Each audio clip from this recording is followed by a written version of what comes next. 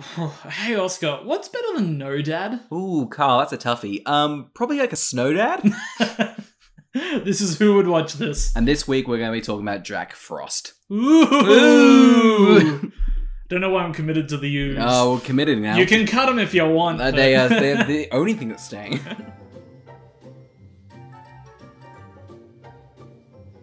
Alright, so Jack Frost currently has a 2.2 on Letterboxd and 19% on Rotten Tomatoes and a 5.4 on IMDb. Oscar, what is the plot? What is the plot of Jack Frost? A father who can't keep his promises. We've heard that before. But have you heard this, Carl? He dies in a car accident. 1 year later, he returns as a snowman who has the final chance to put things right with his son before he's gone forever. Oof. Oof. An $85 million picture. I cannot believe. What was spent? Okay, so Michael Keaton, first off. Yeah. Very expensive. Must have gotten, I want to say, $84 million, maybe? And then... This is equal to $134 million today. You're joking. What? So they got Michael Keaton. That's it. That's it.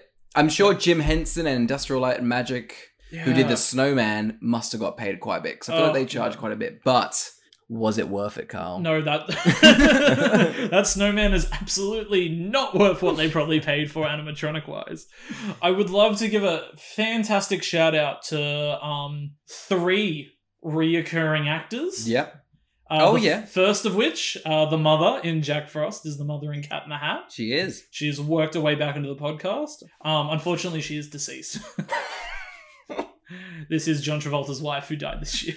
Well, we can't remake that funny. Yep, no we can't. You can cut that. No, I'm keeping it in. Who's the other person? The other of which is the young boys in Mank. Oh, is it? Oh, we're including We've had 3 consecutive podcasts where we've talked about Citizen Kane and Mank, so I'm allowing that. Yeah, fair enough. Let's keep it going. Now, the boy who is in charge of the hockey team. Yes. Do you know this? The bully? Not the bully, the one that's like, hey, can I join the hockey team? And he's like, I don't know. Okay, go get your stuff. Oh, it is... I recognize him on IMDb. What's he from? He is the actor and the director of Money Plane. Oh my god, that just clicked. Oh my god. Wow. Who would watch this staple? Why you should watch and listen to every episode. We tie everything's circular. Oh everything's together. We're basically Signs. We're basically Magnolia. We're basically Crash. We're basically... You've spoiled 3 of those films for me. I've not watched any, and now I know they're all circular. Wow, fucking we. They're all like the Earth, not flat. You know damn well half our listener base is on the fence about that fact. I know, it's quite annoying that we know that most of our listeners are flat earthers, stumbling onto us accidentally. Well, I know the Earth's flat, but I'll give this podcast a listen to. I may think the Earth is flat, but I know for damn sure Jack Frost is a good film. And who would watch it? Me. That's me. It's me. Okay, here we go. Who would watch this? Flat Earthers. Tick, done. Done. Let's go. Next week we'll be talking. Alright, Oscar, do you have a past with Jack Frost? No, it's one of those Christmas films. Some people, unironically, this is their Christmas film that they watch. Is it? Yeah. Unironically? Yeah, pretty much. This is some people's, I watch this as a cozy little Christmas movie. Wow, nothing's made me repulse more away from Christmas at this time of year. And it's such a weird one because, we'll not jump into it straight away, but, it starts off so boring for 40 minutes, then he shows up and you're like, go back to that. There is were you aware he was gonna die? No. And I had no clue. And I didn't realize that the car crashing was his death. Death? Yeah. So when the boy goes, he hasn't been the same since his dad died, I shot up, went, excuse me? I had chills. It was the most amount of chills I'd had since in Endgame when they were 4 years later after they killed Thanos, and I was like, what? What? It was just, they were 1 year later, and I was like, wait a minute. What's going on? What the hell was that then? They were like, all hope is lost. I was kind of thinking, could you have cut that entire for the first 40 minutes? Probably, Almost. but they need to. They've paid for Michael Keaton. They pay for Michael Keaton. They've paid for Michael Keaton to sing, and I'm not a fan of it. Well, that's a great segue, because how does the film open? Oh, God. It opens with... I think the thing that annoys me the most is his earring. Yeah, he looks... I mean, hear me out. He looks like a struggling musician. Oh, God. It took me... He's in the Jack Frost band. Yep. They're constantly calling everyone in the family Frost. It still took me an hour to work out he himself was named Jack Frost. Yeah. Does Jack Frost, the mythical creature, not exist in this world? No, it does, because when he's a snowman, he's kind of like, ugh, is it my name? Is that why you've cursed me, God? So he's aware that this is silly. So, yeah, stupid. The fact, when it said the Jack Frost band, I'm like, that his name? I was really thrown. He then, while singing, he also kisses the sweatiest forehead I've seen in cinema. Just... And, if you got a running tally, this is up there. Oh, God. I was watching it on my laptop going... I was like, is this the first episode of Who Would Watch This to get me to throw up? Maybe. True, we ever thrown up during a film? We'll get there. We'll get there. There's some on the list I'm like not looking forward to. No. That might do that to us. Yeah. I might just pretend I have gastro to get out of watching it. It's fine, I'll do it by myself. So I watched Human Centipede alone. It's a bad point in my life. During the time that he's also performing with his Jack Frost band, yeah, somebody like out of Back to the Future is like, hey, get a load of this. And I'm like, is this legal? Also, have you ever been to a concert and tried to make a phone call? Have you ever heard the clarity of the band? Because I've never done that. It's just noise. So I don't know why the producer would be like, I can just hear is that Michael Keaton on a harmonica? We'll pass. Yeah, it's like, I remember going to a concert, and it's like you record a video and you listen back to it and you're like, that sounds like shit. Yeah. I wouldn't hire them, and they're a nationally famous band. That's already established and sold. I've even got the video of them. I go, I'll pass on you too. Yeah, so this is the opening. Yep. This is the opening. I don't know what the song is. I don't want to hear it again. I don't want to hear Michael Keaton sing again. I hate this. I hate this conceit. I remember thinking, I hope he dies, and getting my wish. It's almost like this was my Christmas wish. How dare you, Carl? Because I have a little fun factoid. He wrote all these songs. Oh, no. Jack Frost is Michael Keaton. Oh, He's the writer of most of the songs. Because it is funny, because George Clooney was supposed to be in this, and he dropped out for Batman and Robin. Yeah. And Michael Keaton's a Batman. And Michael Keaton's a Batman. And he's supposed to be in the new Flashpoint, so, you know... Are they going to get George Clooney for the new Flash movie? I hope so. Get me Uma Thurman. I want Uma Thurman. We can review her as well. We'll get to Batman and Robin, I think. I like Batman and Robin. I think it's fun. I've got nothing really to say about it. It's silly, but like... It's terrible. It's so fine. Batman Forever's the fun one. Batman and Robin's fucking terrible. It's terrible, but like... But it's funny to watch. It's not funny to watch. It's funny to watch. It's fucking boring.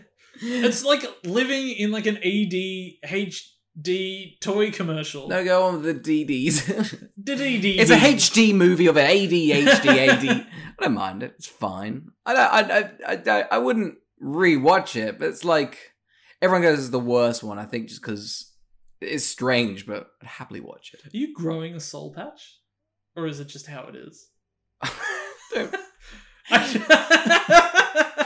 We're in live television. No, this is just me not shaving. Okay. God, now they know I have cutting that. You've got curls and a soul patch. If you cut this, I walk from the podcast. They need to know.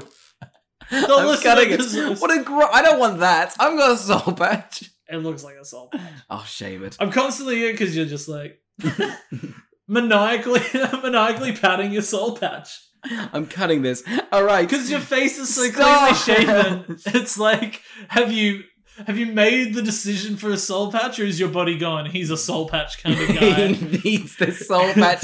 We've assessed what he is. He's a soul patch kind of guy. This is honestly the most offended I've been on this podcast. I could not be. I'm so... The image that people must have of what I look like is disgusting. not as disgusting as a snowman. That's a Hey, segue. we've brought it back in. Okay, so first we get to see little Charlie coming back from school. Charlie Frost. Charlie Frost. What's your opinion on snow? Because watching this movie, I'm like, God, snow's a nuisance. It is annoying. I mean, not as a ball form and a snowman form, but it just seems like a... Can't imagine living with snow. No, but they're in California, I think. California doesn't get snow. That's what I thought, because the radio kept saying Northern California. That's what, right? It was the 90s. Global warming hadn't really come into... Yeah, Al Gore worked on this movie, and he's like, towards the end, it should get hotter. It's a major plot point. I'm going to win this presidential. If this film had done well, Al Gore would be the president in 2000. Mark my words. Had Jack Frost been the inconvenient truth that we of 1998, my word. Except it's just a mere inconvenience. That's the tagline. It's like they're like. Can you imagine your school days? Like during lunch, you have to go out and just get wet and damp and cold? Because a snow fight. Yeah, so they're having a snow fight. But yeah, you're right. Because, like, yes, it's fun in the moment, but the second you get snow down your shirt, it's a pain. Your day sucks. The day sucks. What's your opinion? Do you like snow? The idea of it, every time I go there, I go, fuck, this is shit. Yeah. Because it's either, like, you're cold, you're wet. Yeah. I don't mind. Yeah, I should feel like a fucking Grinch when I say that. I hate the snow. I hate Christmas. Oh, I hate all these things. You're a Halloween man. That's why you got your soul patch. Hubie Halloween had a soul patch. He's a big Hubie Halloween fan. You get to see it, so I'm very keen to watch it tonight, so I can relate to Anna Taylor. I love it because you got a choice between Mank and Hubie Halloween. Oh, it's what are you gonna watch? So they're having this big snow fight. Yes. Charlie is an absolute alpha. He rocks up and is like, I'm going to take control of all of this. I've got a plan to take down the bully. Saving Private Ryan sort of level of like, there's like the bullies at the top, the 7th graders. They're like, they've got this cannon snowball thing. And then Charlie's like, you got to kill the general. It's so intense. And what's the general's name? I don't know. I didn't know. It's Rory Buck. Oh, that's pretty powerful. He also has like I'm not sure, a Twiggy stick as a cigarette in his mouth. Weird. It's weird. I will argue right now. The villain, the kid, the bully, only person with a character arc in the entire film. Oh god, I was not expecting it. No, it's not a great one, but no. Congratulations. You did something of minimal when it comes to an $85 million picture. Yeah. Rory fucks up. Charlie fucks up Rory. Yeah. Smashes him in the face with that. And it's like pebbly ice. It's also got stones in it. You could blind him. Yeah. You're lucky you didn't give him brain damage. Horrible. Terrifying. They beat the shit. And then it's just like, well, I guess I'm going to go home now after murdering this child. Oh god, he's like, that's done and dusted. He gets home. We see Michael Keaton. He comes home to Charlie, who's a slave or whatever. He's dressed like the snowman, and I'm like, it looks bad on a person. No, it looks. He's got his scarf, his hat, his earring, and I'm like, this is not meant to be on a human. No, and this is a protagonist, which we're rooting for. It must be weird when you design a creature in a movie. Yeah. And you're like, okay, so these are the clothes that look great on this creature. Let a human wear it now. And you're like, oh. Why would he wear that? Yeah. In fairness, actually, I will say this. As a 40-year-old musician, I do think they would wear that. Ugh, look, you're not wrong. I thought you were saying as you. Me being a 40-year-old musician. That's what I am. This is a side gig. I actually have a main. Is Michael Keaton blonde? What's going on with his hair? He looks like Sting. He looks like what I imagine Eminem will look like in like a decade. Well, Eminem's like 50, so like... I hope Eminem gets into doing the blues. I'm off rap. I'm doing just jazz chords. Is the blues the easiest for a non-singer to sing? Is that why whenever there's like, look, this actor's in a movie and he sings the blues, it's like... I'm going to say yes, but I already can feel as though there is a lot of blues listeners out there that are going, you pricks. They're just probably more flat earthers, so they've already given up on us. Again, there's a big... the two big circles that overlap. Oh yeah, there's flat earthers and there's blues singers, and that's Jack all. Frost in the middle. Mwah, that's our audience. That's what that's the sweet spot. That's good marketing. We've hired a marketer, and that's what we're trying to get that little sweet spot. Anyway, so to prove that Michael Keaton's like a good dad, he plays around with his kid, blah blah blah. Yeah.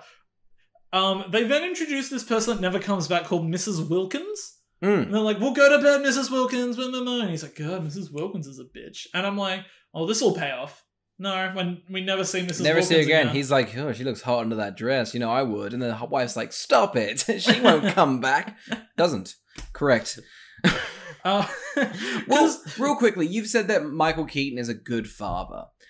He's not. No. The movie tries to tell us he's a good father. No, I'm just. I don't know what I don't think the film knows what he wants to be. Yeah. Because constantly he's sort of doing like selfish things, but he's not comically evil enough. So like. Well, this whole curse kind of like not saying the Shaggy Dog is a shining example, but in the Shaggy Dog, Tim Allen is a dickhead. Yeah. And he gets turned to a dog. Yeah. And because of that, he learns his lesson. Whereas Michael Keaton is like clearly loves his son, loves his wife, tries to do as much for them as possible. We even see that like in a little ways time, he dies because he is like, I don't want to be signed. I'd rather just be with my family. That's what I'm saying. The inciting like incident is him trying to do a good thing for his son. Yeah. And I don't get why the film's like, because at the end the message is that he's like, I shouldn't have chased a musician. I had you the whole time. I was like, it's basically the movie posits at the end. Don't pursue art. Like, you got a family, settle. If you love your wife and you love your kid, you'll settle for them. It was definitely the director making it, being like, I'm giving up Christmas to make Jack Frost. God, I wish I could have just settled. It was like they were filming it in chronological order, just how the director had a kid, and just like whatever I'm feeling. Oh, I've left my son. I love him. This director has done every sitcom. He's done like 170 things on IMDb. It's every sitcom. He's done at least one episode in every sitcom, everything. He is the main director for the last 2 seasons of Arrested Development. He did Dumb and Dumberer when Harry Met Lloyd, that terrible sequel. This is him. This is his legacy. He's done. I looked on Letterboxd. I thought he done like 6. So he's done a lot of TV work. Yeah. Is he a good director? I don't know.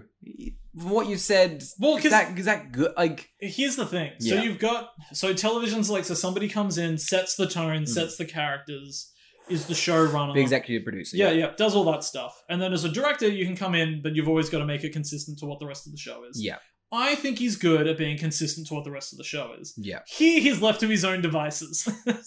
He'd never done a full feature before, and he's got given $85 million to do this. How? How big was it's 1998? So how big's Michael Keaton at this point? Very big. Well, what's Batman? 86. So Batman Returns is probably. I guess he was a little bit not past. He was at a stage the biggest like actor. So because originally they wanted George Clooney. Yeah. And speaking of, so would George Clooney have just sung in this? He can sing. Have you not seen Oh Bro, Where Art Thou?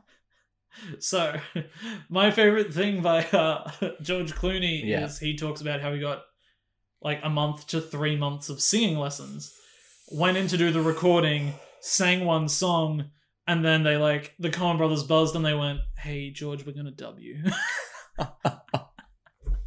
My factoid. Oh no! So George Clooney is dubbed. That does make sense because he has got his mouth really close to the mic. Yeah. Always covered a little bit. Yeah. The soggy bottom boys. I do love the fact that it's almost like when Ryan Gosling gained all that weight for the Lovely Bones and they went, "You're too fat, we don't want you in this anymore." Fired you. God, the singing teacher must have been like 3 months in, like, I don't think he's gonna get it. I don't think he's gonna get it. Anyway, so he gives his son a harmonica. This is a shit gift. Yeah. Is a harmonica a good gift? I don't know, because he has this weird like message at the side, like, "Where'd you get this, Dad?" He's like, "From an old blues singer." Well, and then he goes, nah, just joking. I got it at the hospital when you were He's born. like, "It's magic." But is it magic? Because they explain it's magic. There's but then they explain away there's not magic. Constantly Michael Keaton's character, when he's the snowman, is saying things. I just think it's him in the sound booth, because he goes, well, I said it was magic. I didn't believe it, but I guess it is. So, constantly. Yeah, it's always... I love the fact that, like, Michael Keaton kind of has to make up for the fact that there's nothing explaining the plot when he's a snowman. And he's walks around when he's a snowman just being like, this doesn't make any sense. He's monologuing at one point. He's just like, at one point, Shakespearean. Like, yeah, he's just like, oh god, I got cursed as a snowman. What a weird thing to do. I mean, is my name Jack Frost? I guess. I think he's just reading the script, kind of going, I don't think it's gonna work. And they go, we've been recording for an hour, Michael. So anyway, so he gets his harmonica, but they explain that Michael Keaton never has enough... We call him Michael Keaton even though we know his name's Jack Frost. His dumb name. I'm not calling him Jack Frost. I stopped the minute I realised his name was Jack Frost, I crossed it out, went, no, it's Michael Keaton. The son's called Charlie, but I'm not calling him his last name, and I don't think the mum gets a name, because women. So, basically, he always misses his hockey games. Yeah. And he misses his hockey game again for another recording. Yeah. And the mum is like, what's going to happen when Charlie gets his first goal and you're not there to see it? And I went, he hasn't gotten his first goal yet. No wonder he hasn't shown up. His son sucks. When I played soccer, I was the left defense. Carl, I don't know if you know about soccer, but that's the position they go, we've got some other defenders. We put the back here. My parents showed up for a couple of games. They went, and they went, he's right at the back. I don't think he's going to get a goal. And then just didn't show up for a couple, which is fine, because I knew as well, I'm not going to score a goal. They're not missing anything. It's funny. Enjoy your Saturday.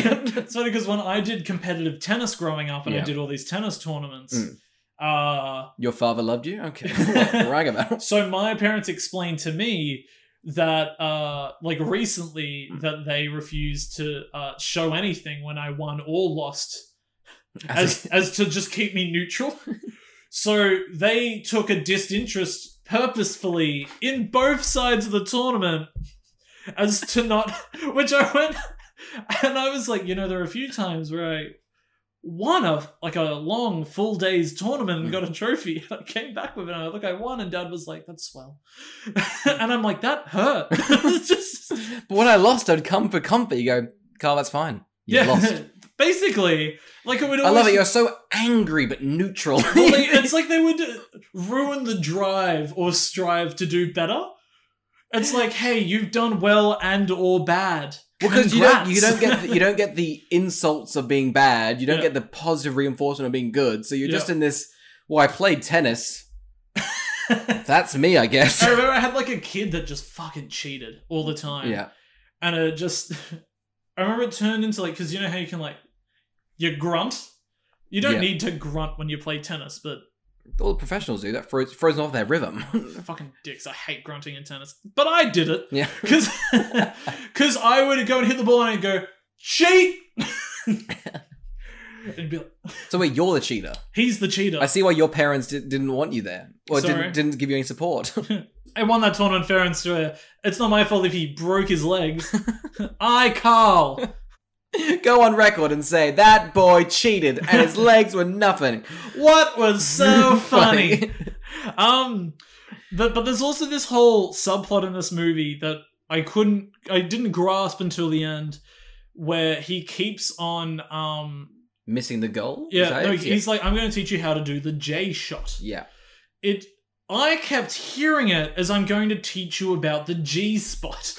And it took me until the end when he was like, I did the J shot, and I went, is this what it was about? Michael Keaton as a snowman, bent over, showing his son how to give himself anal pleasure, going now as a snowman, sticking his twig hand up his snowman ass, just going, son, see right there? You want to get near the bladder, but not, goodness gracious me. And that's how you win hockey. Michael Keaton is a snowman, and I've just come through Hey, son. anal pleasure. Hey son, let me tell you about the one time I got a prostate check and it changed my life. So I was a snowman. I was a snowman. It's like, God, my G-spot's even better when it's made of snow. So much easier. You can just scurry some snow out and just stick your whole... Because there's a part where he's like, alright son, I'll see you later, I'll teach you about the G-spot when I come back. Yeah. And I was like, what? I could have rewound, I didn't. Because I was like, look... 140 minutes. It's an extra 10 minutes normally. It's too long. It's too long. 140 minutes, I immediately went 1 star. Not for me. Well, like... Ooh, he's still not... When they started Should we go to his death? Yeah. You got anything else you want to cover? Let's have a look. So the mum, so he's guilty for not going to the game. The mum's like, go to the cabin. They go to the cabin, but then Michael Keaton's like, we got a record label. They drive to the, go record the record label. The family's not supportive at all in terms of him being like, hey, I'm gonna make us rich and become huge. And the son's like, oh yeah? Take your fucking harmonica back then. I don't even want to know about the G-spot. I can discover it on my own. It's up the pee hole, isn't it? I'm going to shove this harmonica right up my piss hole. Never mind, it's yours. No, but seriously, somebody teach me about the G-spot. Oh yeah, we're desperate to know. The internet won't tell us. So then the whole band is driving up to record the studio. They all sound like the Beatles. I think they were. I thought they were They're all English, kind of rutly, muscly people. They were like, hey, we're going to turn around. They're like, oh yeah, that's great. But they... Ringo's got it. Or Rillo's goes... They go, Barrow's mother's got us a lovely turkey in the fridge. Can't wait to get home. I don't know why none of them say... McCartney's sister's going to sing us a tune. None of them say during this whole drive, hey, we're not that bothered about this recording thing. You reckon one of them would have said it? Yeah, you'd think so. Yeah. Anyway, so then... He dies. Michael Keaton's driving back. Snow, dies. I can only 1 year later. This is 40 minutes He's driving in a blizzard. Yeah. In an absolute blizzard. Slow down. Pull over. Slow down. Yeah. What does he go off a cliff? It just seems like he runs off the road. I think he runs off the road, yeah. How does that kill him? I don't know. I didn't went into more snow. I didn't think he died because it fades to black. Do you reckon he faked his death? Definitely. And then I think he hired a very expensive Industrial Light and Magic and Jim Henson. Like, hey, can you make us a puppet? It's like, we should make one for George Clooney. He's like, that will kind of He called him up and he was like, hey, Jim, get a load of this. It's his son crying because he can't find his own G-spot. Jim Henson's like, I've been on a register before. I don't want to be it again. So it's 40 minutes into it. Very bland. Very bland. I will say, when he died... I do think the kid's quite good in this. Yeah, as far as kid actors goes, I went, he's quite good. But also, not only is he a good actor, he's acting against what I can only assume is a man in a puppet. Yeah, you're right. Yeah. Like, pretty good. He's actually, when you say that, he's doing great. Yeah. Because I'll tell you, when he breaks down, he's trying to shovel snow and a plow comes past, ruins all of his work is done. It's like, sorry, kid, just keeps going. Gotta get more snow to go. Yeah. And the kid just starts bashing the snow. He has like a breakdown. I cried. Bawled my eyes out. I went, what if that was me?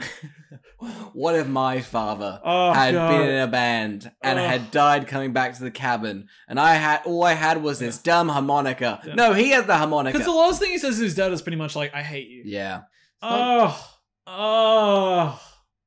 I've hit my G-spot. And I've climaxed over the dead the child crying. Let's go to when the snowman comes to life, because I hated seeing this happen. So Charlie builds a snowman. Yeah. I don't know why. I think grief, sure. Yeah. And then... Could you imagine? This is what Hereditary wanted to be about. I've not seen that. You keep mentioning films I haven't seen. Watch more films then. I've watched so many for this podcast. I feel like a drunk. Watch good ones. You seem like a soccer mom with your Shiraz. My soul patch. And you're like, I've seen as much as I need to. I'm not going to see that dirty Ari Aster film. I'll see the other one, but not his first one. But I like watching the wholesome movies. I like the Sonics and the Hedgehogs. I like what else did you watch recently? We'll come back to that. It's a little spoiler. I mean, it's blockers, but I'll cut this out. I like watching blockers. Ah! Ah! You. I just nailed an impression of you. For the listener at home, I grew a soul patch to do that. Yeah, it was a good bit. You know what the worst part about the soul patch bit is? I thought I could edit out the front, but you've brought it back a couple I love more to times. sprinkle gags that I like and you don't. In the last podcast, I just let my whole gag run very long. Because when I'm in charge of editing, it's all me, baby. You edit me out. You can hear me in the echo. Anyway, yeah. So Michael Keaton comes to life through a magical spinning shot. The camera is running around Michael Keaton as a snowman, and he comes back to life. He's terrifying. Terrifying. Like, absolutely. I've never seen something so frightening. Did you know he could be like a monster in any other film? Do you want to know a fun fact? Yeah. When Roger Ebert, the famous critic, first saw this was a quote from him. "It's possible for Jim Henson's folks and Industrial Light and Magic to put their heads together and come up with the most repulsive single creature in the history of special effects." They're not wrong. It's not that he's repulsed. Like, okay, yes, but like, oh, he's not like repulsive, but it's there's just like freaky. I kept thinking he was gonna eat someone. Yeah, definitely. His mouth is so huge, it looks like it's ready to swallow everything in its wake. There's a scene at the end where like Michael Keaton goes down to kiss the child. I thought he was gonna eat him. I thought he was gonna eat him thought he was gonna eat him. I thought the whole payoff was going to be like, I'm not your dad. Oh, I'm a parasite. Oh, I feed off orphans' tears. Like, he reminds me of like the plant in Little Shop of Horrors, like that murderous giant animatronic plant. It's very scary, and when we're rooting for him, yeah, the whole movie, you're like, oh, I just don't want to. Yeah. So this is where the film starts, I think. Like the first 40 minutes. Does it? Because after this, there's actually no conflict. Well, I mean, sorry, the thing happens. Yeah, but and then after that, it's like they just live with that, and then the sun comes up, and the movie ends. Yeah, it's really like you can't. The whole movie. It's just the main villain of the movie is the sun. What awful writing! Yeah, they're constantly literally anytime they cut to the radio, it's somebody being like, "Oh, I'd put your hats on. I know it was snowy just before, but my God, is it all gonna melt away?" That's right. If you've got a snowman at home, that snowman's gonna melt. I thought you meant the sun, as in like Charlie was the villain, but you are right. Yes, heat is the literal sun. Yes, the literal sun. Heat is anyway. Oh God, it's so because they couldn't avoid. Here's like it gets to the end, and I'm like, just put his head in the freezer. You'll live forever. That's what I thought. I don't get the mechanics of him as a living thing. Like, I don't get his what he is. No, because they don't explain it. They don't say what this magical harmonica does. He's alive, and there's like the strike at Christmas Eve. I have to go, which I don't understand. Why does he have to go? You're right. Yeah. Chuck him in a freezer. Well, I've got so many. I've got one. I don't know why he's melting. I don't know how. Like, does he feel pain? Because he keeps on being like, God, I'm cold.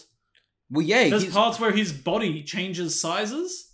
There's bits where he, like, looks at fire and he's freaked out. So he is a snowman. But has he been to hell or heaven or the afterlife? Is it just darkness? Has he just woken up? Has he been like, oh? Yeah, Michael Keaton knows what happens after death. Yeah, he doesn't want to tell anyone. And he's come back, like elves. Elves. Hells was full, so Michael Keaton came back as an evil snowman. Elves crawled, so Michael Keaton's Jack Frost could run. More brisk pace. God, he's absolutely frightening. Also, how's this a kid's film? There's no comedy. There's nothing exciting. Who's this for? I mean, we'll talk about that at the end. Yeah, but like, it's the podcast. This is fucking boring. It's bland, isn't it? Yeah. So, I mean... So they get to a point where, because Charlie gets left alone while this snowman comes to life. Yes. And he's getting babysat while the mom does Christmas shopping. Oh, but who's he getting babysat by? It's Mac. Okay. The British guy. Who I think is cucking the wife. Sorry? Yeah. God, I reckon he's a lazy fuck. He's a lazy fuck, isn't he? He's a bad father figure. Yeah, anyway. He reminds me of Buck Cluck from Chicken Little. Like, just in, like, look and, like, mannerisms and just kind of cowardliness. Well, because he's supposed to be looking after Charlie while the mum does Christmas shopping. Yeah. She comes back with no shopping. So what was she fucking doing? She was She just getting wanted a night out, did she? She was getting that snowman dick. Well, we never find out what she's doing. Like, No, is she because the main source of income's dead? I don't know what she's doing. Oh. Taking extra shifts at the bank. Yes. And sucking the manager's dick for money. Anyway, so so Charlie comes out to hold the snowman hostage with a hairdryer. It's dangerous already. He should have been electrocuted. He should have been, yeah. He was using long extension cords. Right, I was afraid that the actor was gonna die. Yeah. So then Michael Keaton's like, "Whoa, I'm a snowman! You shouldn't hurt me." Charlie already doesn't know that Michael Keaton is his dad. So he's like, "Well, you're just a magical snowman. What use do I have for you?" Can he as a snowman fuck, do you think? Because he seems horny. He does seem a bit horny, doesn't he? Also, why doesn't he want to tell the mum that he's alive? This annoyed me the most, because I feel like the wife, equally as the needs child... to meet him. Yeah. She needs closure too. She does. She's Her dating husband Mac. died. She Yuck. knew the husband longer than the husband knew the son. Yeah. So... And then at the end, I mean, we're spoiling, but she gets like this second with him. Yeah. And he's like, "You look lovely," and then just dies again, which must be like ripping out. I had him for a second, he got ripped away from me in a Yeah. heartbeat. Anyway, so you know how the snowman has these weird stick hands? Yes. Yeah, how'd he fix the sink? There's this whole running bit about the sink needs to be fixed, and they cut to it, and he's like, "Well, I fixed the sink," and I'm like, how do you get up? That's what I. How does his physics make no sense to me? I'll give you an answer, but then it also comes with another issue. He has gloves on, and when he's wearing gloves, he kind of looks like his hand movement. But then, where's the hand movement in the gloves? I don't understand that. It makes absolutely no sense. So then, I think Michael Keaton then goes walking around, like, the town square, and then he's just like, the universe is so lazy. Why am I a snowman? Why am I here? And then there's this massive, like, wide shot of just him walking in the town square. It's like if... And he throws his stick hands and like, "No!" Cuts. It's like if I Am Legend had a snowman as the lead character. That's what it's like. And the dog was... Charlie. That's good writing. We can make it. We can make it. That's comedy. We can make it's it. just this film, isn't it? I'm going to be honest with you. I know what have you got more talking points? Because I'm pretty much out until the end. No, I've got a lot. Well, I will jump ahead. The bullies are chasing. They're in another snow fight. I don't know why there's so many fucking snow fights, but there's too much. Then too much snow. So anyway, so then Michael Keaton shows up and saves Charlie. Yeah. But in doing so, he kills, I've counted, 11 children. Oh yeah, he kills a lot. There is a massacre. Then they go down this massive hill, and essentially they're just doing, like, ski battles, killing kids here and there. There is one shot that I really want to chat to you about. 2 snowballs fly onto Michael Keaton's chest. Oh yeah, and he gets breasts! He gets breasts. So he gets breasts on him, and he honkers them up. Oh, his little stick fingers are all grabbing his little snowy He's titties. like, breasts! Basic, because the son's like, "Hey, what's going on back there?" And he's like... he's got a stick up his ass, squeezing his G-spot and touching his titties. Oh god, he's basically like, "Oh, kid, I don't know why I wanted to tell you about the G-spot. I'll tell you about these breasts." Go on, give him a honk. Oh. He's like, "I could have been feeling up snow breasts Dad, you're my life. father. He's like, "No, I'm a snowman. It's okay." He's basically like, we're in the middle of a chase, and he's like, "Dad, are you alright back there?" And he's like, "Leave me alone for 5 minutes." I've got to find some more snow to get a dick and then check that thing. He's like, "God, I want to motorboat myself." He can pick off his own head and shove himself into his own Could you imagine boobs. if he did that? If Robin Williams was in this movie, he would have done that. He would have committed. Yeah. This is where he like changes body shapes and stuff, and I'm like, does he have a set weight? Well, he also, like, swims through snow, so I don't know whether he can, like, jump into snow and become this whole sentient snow. Yeah. Like, down a little ways into the movie later, he has to, like, cross a car park. And they're like, "Isn't this exciting?" And I revolted back at the television. I said, "No. It's not. Because he goes, "Oh, ow, ow, ow, oh, ow." He's like, "Oh, beep, blah, blah, blah," and then it just cuts and he's in. And he sees his son get his first goal. And I'm like, "Look, you should have hit it by now. You should have hit it by now, Charlie. For fuck's sake." Not cutting this child any slack. I did. I mean, I felt his pain when I cried in this movie. But, he's deserving of the pain. Well, I think Michael Keaton's the same, because he's like, there's twice in the film he goes, you're the man of the house now. You gotta grow up, kid. Oh, there's a part where he gives such a huge talk to him and is like, your mum's sad. You don't see it, but she's probably like cutting her in a thigh. Oh, yeah.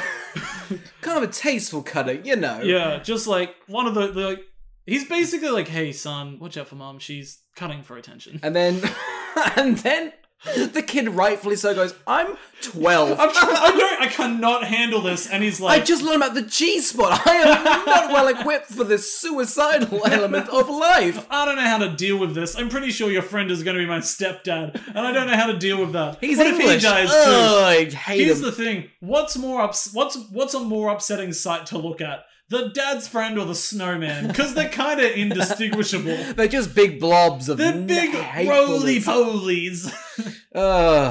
Charlie rejoins the hockey team. We're just skipping through bits. The fucking kid, he's like, hey, I know I've been through a tough time, but I'd really like to rejoin. And they're like, no, you left us in the dust when your dad died.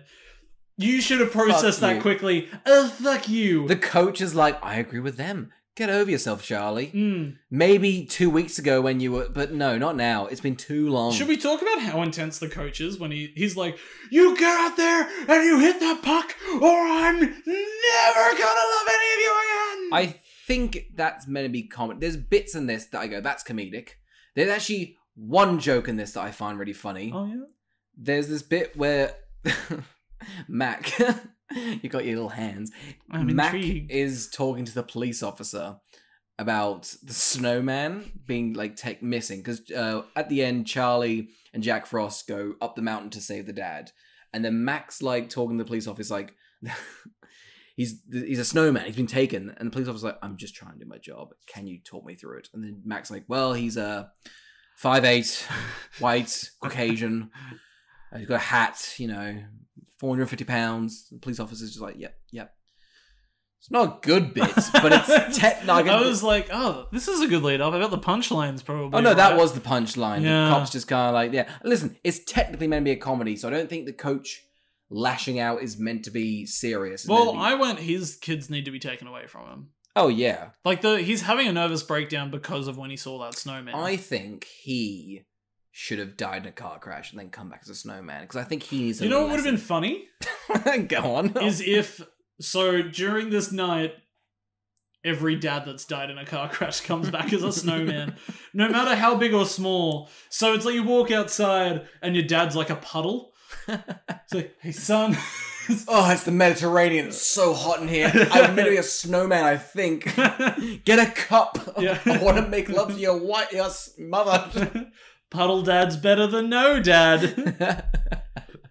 Should we talk about the bully's line? Yeah. Because it's a lot to unpack. The bully does not have a dad, and they make light of it. They make quite light of it. It's quite funny. So this bully who's been starring the snow fights. Snow fights are like 30 minutes this hour 40 film. It's a lot of it. So the bully's been... Like, I'm convinced nobody wanted to have snow fights with a director when he was young. And he was like, well, I'm going to get involved. This is my film. Yeah. We're going to do 20 days of shooting snow fights. But you're absolutely blowing out this $15 million budget. I don't care. He spent $60 million. I don't care. He's like, therapy's priceless. I don't know, 60 million for therapy. Quite pricey. I like the idea but I'm well again. Don't you want me to be well? I'm going to go direct a lot of TV sitcoms, and they're going to be to average to good. I'm going to get the whole range. I'm going to do from here to there. Boy, am I going to be exceedingly meh. You'll see. You'll see. So the bully is about to punch Charlie, and then Michael Keaton's like, don't do that, boy. I'm a snowman. I love how the way that they're making the snowman sicker from melting is by like making him like Stephen Hawking. They've like put him in a chair and they've like dumped him they put his neck to the side. They've got him kind of sweaty as well. Oh, they made Michael him like Stephen Hawking in a sauna is what we're looking at. It's really offensive, to be honest. Like, I was kind of because then they've basically told Michael Keaton to be like, do your voice work as ill. And he's like, hey, don't mock my son. All he's ever given you's love. Oh, he's gonna go down like the Stephen Hawking track. So, go do a little bit disabled, can you? Anyway, the bully's like, I'm gonna punch you, and the Charlie's like, I don't have this is my dad. I really want my dad to be okay. And then the bully's like, well, no dad, Snow Dad's better than no dad.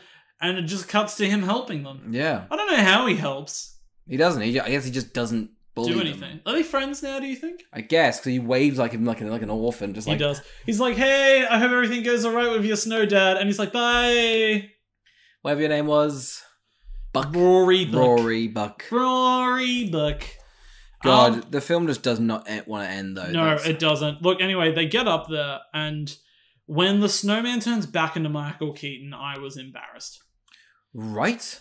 That's got to be the worst thing Michael Keaton's ever done. It's pretty painful, because he looks like a Jedi. Like Ghost. Yeah, like, I get but that. Just the eyes? He's like very like mystical. Like clearly, once his character died, he went, I'm going to do 2 days of audio work. Yeah. You can do one scene of me in green screen. Mm-hmm. I want my check for $30 million. Then I never want to see you again. I'm not going to the screenings. Not going to the premieres. I'm out of here. Yeah. I've got fish that need to be fried. I've got birds that need to be men. I've got spots that need to be lit. I'm the founder. McDonald's. I've got found that needs to be erred. Spotlight. We can keep going, but we won't. I've got bats that need to be manned. That was previous. He's already done that. He's already Batmaned. I've got others that need to be guys. Is he in the other guys? Yeah, he's their boss. Oh. Anyway, I do think he sings one final time as a fuck you to the audience. Oh my god, how bad. He's like, what do you want me to do before I die? And the wife's like, please just embrace and love me. She's like, whoa. He's like, hey, while I'm back here, look at me trying to hit this pitch. Anyway, you look lovely. Good night. Fades off. Yeah. Disappears. He's like, by the way, when you die, there's only darkness. It's terrifying. Back here is even more terrifying just because I have to go back to that. Goodbye. Yeah. Hey, because here's the thing. What if it just happens again next year? That's what I was he just thinking. gets to come back every Christmas? That's what I was thinking. But I don't really get the time for it because he comes back like the 14th of December and leaves like the 23rd of December. He's not around for that long, is he? If he's around for that long, here's what I find is insulting. He's constantly like, I don't want to see the mum. And then he's like, well, I'm going to town, so everyone's just going to have to see me. Yeah. And I'm happy to put up with that as long as I get to spend a day with you. And I'm like, split your time. Split your time. Do a dinner with both of them? Yeah. Is he eating? Do you reckon? He is, because he says he's hungry. Yeah, one scene's like, I got snow peas. I thought that was a joke. How does he poo? He just shits out with snow. Oh, I hate this film. It's such a bad film. I mean, let's probably deduct this movie more in terms of stars now that we've talked about it. It feels like that. It's just, I don't get what the message is, because I don't think he actually needs to come back to Earth. No. I don't think he's really got anything to redeem himself.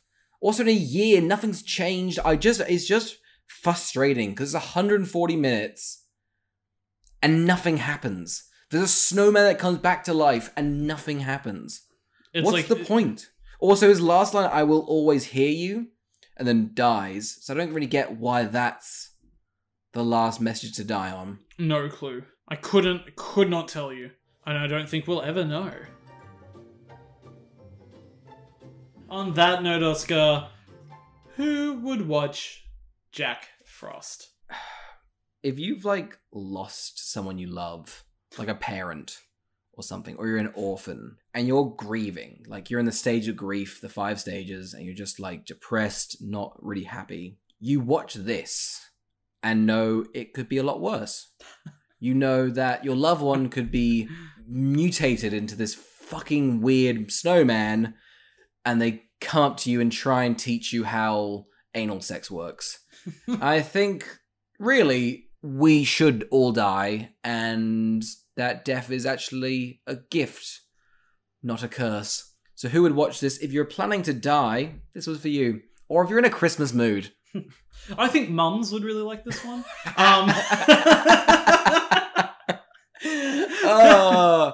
fuck, I don't know. Who would have watched? Like, who's... Look, I think if you're a kid, you might get entertained by this because you don't know how to distinguish good and bad films yet.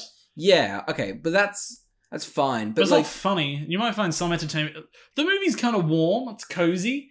Perhaps if you like a cozy film. yeah, I kind of get that. I guess why people watch it at Christmas, it kind of makes sense. Like, if you've been watching this for a while, I guess you'd rewatch it. But I think there's way better Christmas films out there. Like, I'll definitely avoid this the rest of my life. Yeah. I must say, apart from Michael Keaton singing, if you remove that from the first 40 minutes, I didn't hate the first 40 minutes. Like, it could have gone in a better film. Like, it's like... Because here's the thing, the movie looks fine in terms of all the directing. Everything acted well. Yeah.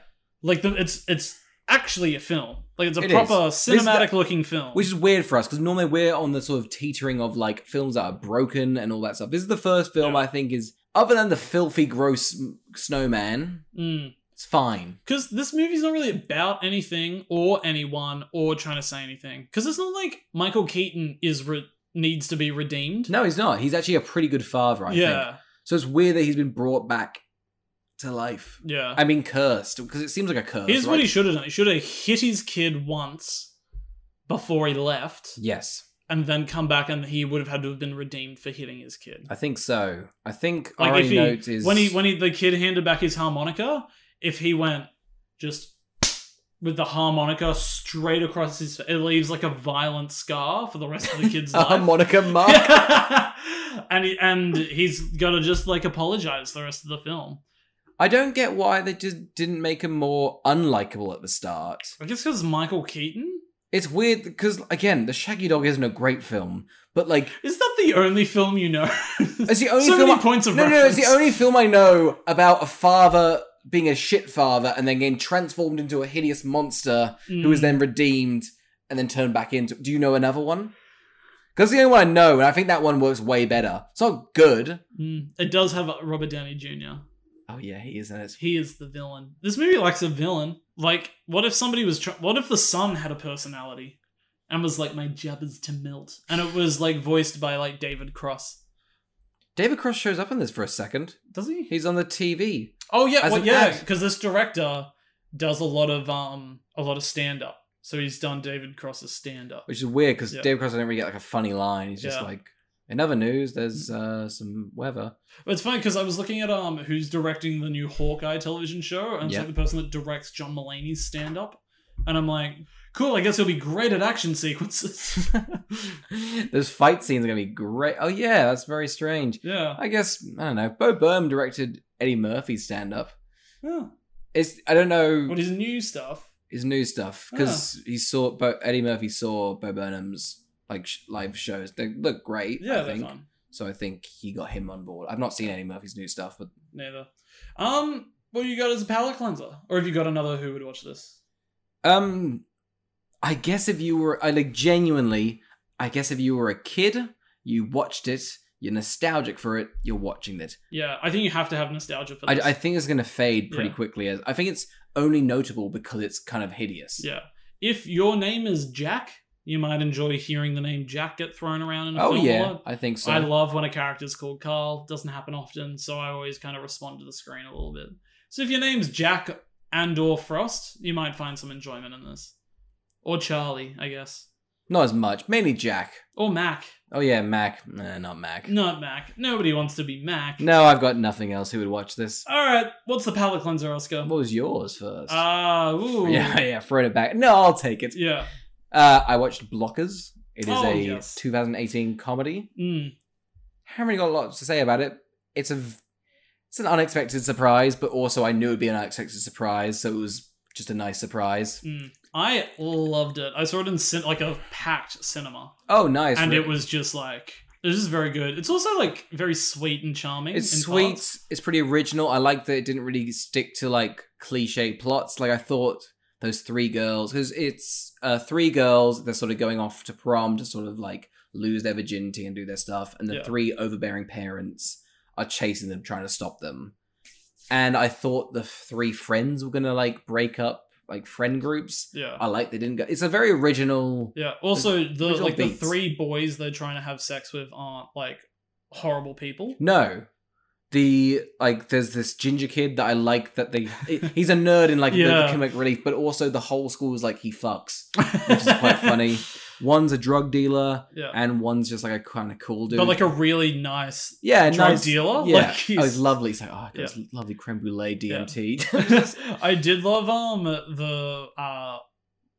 the what's it called? One of the boys has a very strong open sexual relationship and knowledge with the parents, which is really funny. It's Gary Cole. Yeah, Gary Cole. And he's like, oh, I want to have sex. When they're running around that house, it is hilarious because you only gave it 3, so I bumped it up. I bumped it up. Because I saw her get the same score as Sonic, so I put Sonic down, put that one up. I'm like, you know what? No, this deserves a better score. It's funny, it's good. I don't. Also, there's a bit with butt chugging that I thought was like hilarious when I saw. I'm going to say it now. I love John Cena. Yeah. I think he can do nothing wrong. I think he's very funny. I think Dwayne The Rock Johnson is the evil version of him, and he is the pure indie. I say indie, but he's the wrestler I prefer. Dwayne The Rock Johnson's just a sellout, cash grabbing scum, but John Cena's a cuddle. I like him. He is. I'm keen to see him in like the Suicide Squad.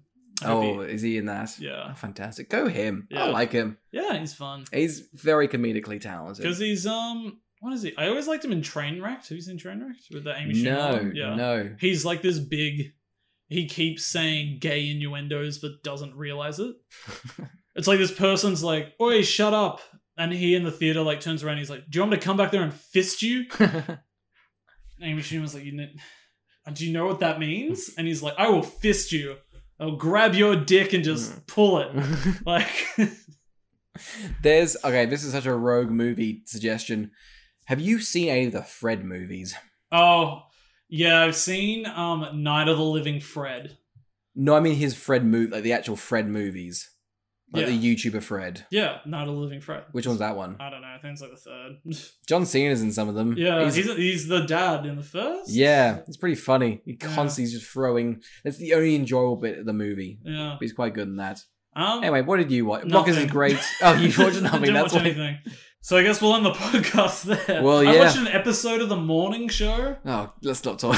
Go on. I noticed that initially when that show came out, it didn't get great reviews. Now it's finished, it does have very strong reviews.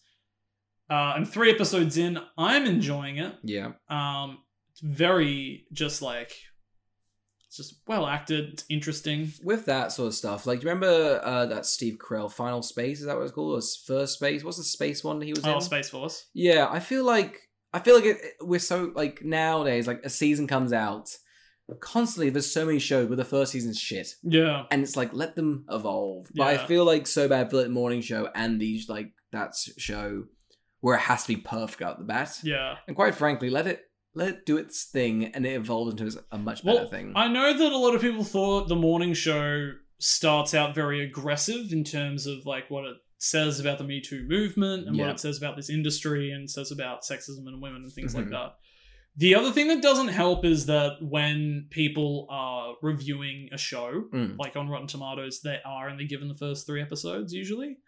They changed that. Have they? Yeah, BoJack Horseman changed that. Oh, good. Because the first, 8 episodes of BoJack Horseman, like, they're, like, funny, but it's not, like, interesting. And then, like, Herb gets cancer, and then the show really, like, takes a twist. Yeah. So then they go, let's watch the first. They have to watch they're meant to. I don't know if they do. Yeah. But they're pushing for that. Because the show, I know, it's like, I think on IMDb, it like starts at like an 8 and works its way up to pretty much a 10 towards the last end with the last 3 episodes. Like, they get very high ratings. So, but yeah. Is it now Apple? It's on It's Apple. an Apple, yeah. Did you get that free with your iPhone? They gave me it 12 months. I got it free with my iPhone. Because I really like Servant, which is on Apple TV Plus. A rogue recommendation. I've never heard of that. Yeah, I think Servant's really, that's like M. Night Shyamalan's like show. Yeah. Yeah, which is like about they have to this couple, due to therapy, because something happened to their child, they have like a fake baby. And the mother gets so caught up in this delusion, she hires a nanny to look after the baby. even though it's fake. And the dad's like, this isn't healthy. Yeah. And then when he meets the nanny, he's like, you can drop this act. And the nanny's like, well, but the baby's real. Yeah.